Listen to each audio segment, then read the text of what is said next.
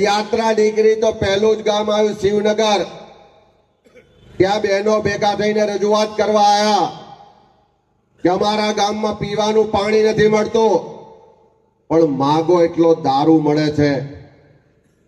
બહેનોએ દુઃખ સાથે કીધું કે અમારા ત્યાં નાના ઉંમરના અમારા દીકરાઓ આ દારૂના ડ્રગ્સના રવાડે ચડે છે, નાની ઉંમરે મોત થાય છે, નાની ઉંમરે બેન દીકરીઓ વિધવા થાય છે અને આખો પરિવાર બરબાદ થઈ જાય છે।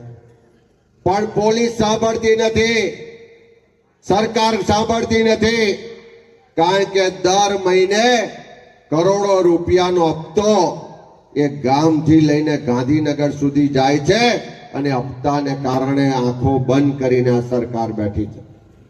ત્યારે આમાંથી અમને બચાવો, અમારા દીકરાઓને બચાવો, અમારી બેન દીકરીઓને વિધવા થતી બચાવો। અને એ બહેનોનો અવાજ બનવાનું કામ કોંગ્રેસ પાર્ટી આ યાત્રામાં કર્યો અને નશામુક્ત ગુજરાત અભિયાનની શરૂઆત કરી છે।